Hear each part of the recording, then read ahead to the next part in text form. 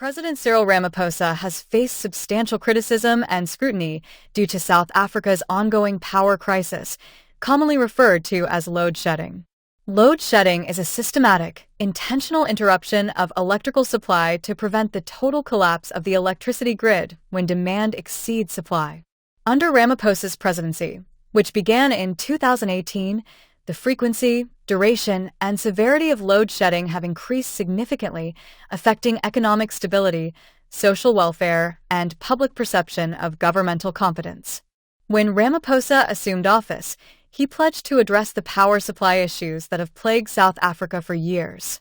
However, despite various interventions, South Africa continues to experience frequent power outages, affecting both domestic and commercial consumers profoundly. Critics argue that the government's response under Ramaphosa has been insufficient, pointing to repeated promises, policy inconsistencies, and delays in implementing effective solutions. The heart of the problem lies with Eskom, South Africa's primary electricity supplier, a state-owned entity mired in debt, mismanagement, corruption allegations, and aging infrastructure. The power utility struggles with outdated plants and a maintenance backlog, compounded by limited investment in infrastructure upgrades over the past few decades. Ramaphosa inherited Eskom in a precarious state, characterized by financial instability and systemic corruption, largely attributed to mismanagement during previous administrations.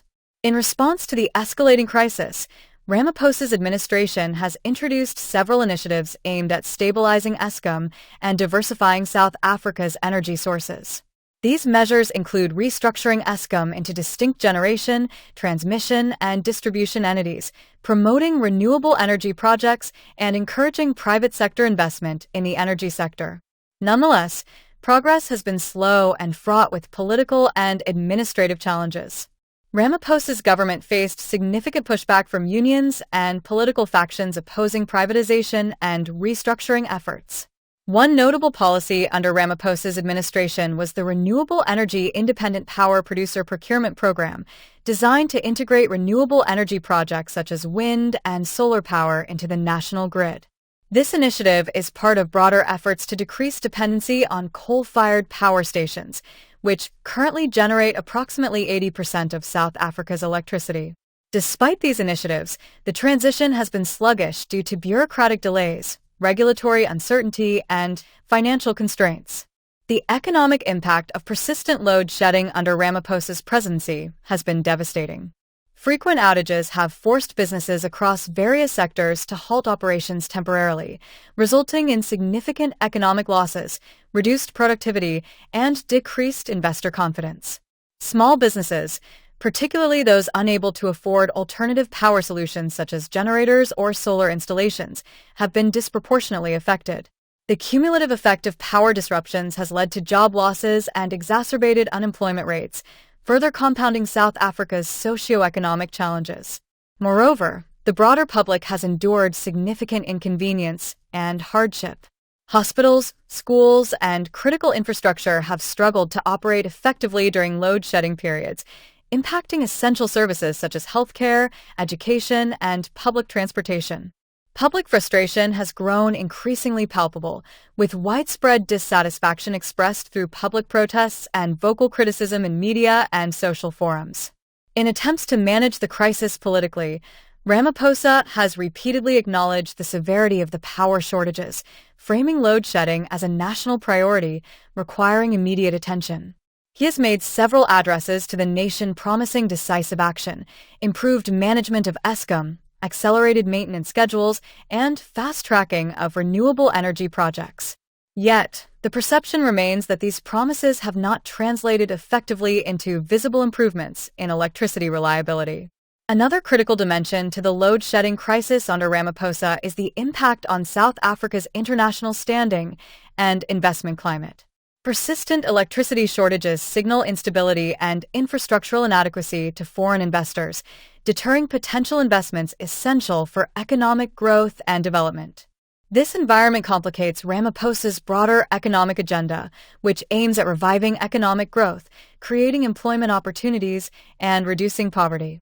Criticism of Ramaphosa's handling of the electricity crisis has also come from political opposition parties. Parties such as the Democratic Alliance and the Economic Freedom Fighters have accused Ramaphosa's government of incompetence, inadequate planning, and insufficient accountability regarding Eskom's ongoing struggles. Opposition figures have demanded transparency, expedited implementation of renewable energy projects, and greater accountability in managing Eskom's finances and infrastructure. Additionally, Ramaphosa's government has been challenged by internal party divisions within the ruling African National Congress. Factional disputes and conflicting interests within the party have hampered cohesive decision-making and implementation of energy policies. The resultant political paralysis has further delayed critical reforms needed to address the structural deficiencies within Eskom.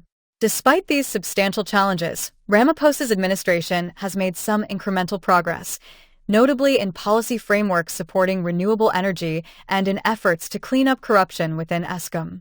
Investigations into corrupt practices during previous administrations have been intensified, leading to several arrests and court proceedings against former executives implicated in mismanagement and corrupt activities.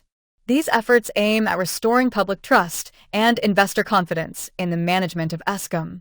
The government under Ramaphosa has also sought international support and funding aimed at addressing the electricity crisis. Partnerships with international organizations and agreements with foreign governments have been pursued to secure funding for renewable energy projects and infrastructure improvements. These international engagements reflect Ramaphosa's broader strategy to address the power crisis by leveraging global partnerships and expertise. However, such efforts have not yet sufficiently alleviated the immediate crisis. South Africa continues to experience frequent load-shedding episodes, highlighting a gap between policy promises and practical outcomes.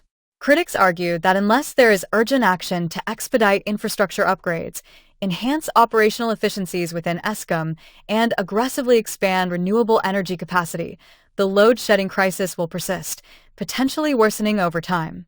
In summary, while Ramaphosa's administration has recognized the urgency and severity of the load-shedding crisis and initiated several interventions to address it, significant gaps remain between policy ambitions and actual outcomes. The effectiveness of Ramaphosa's presidency in handling load-shedding continues to be a central criterion by which his leadership is evaluated, both domestically and internationally. South Africans continue to experience adverse economic and social effects due to frequent power outages, underscoring the imperative for decisive, transparent, and effective governance to overcome the long-standing electricity crisis.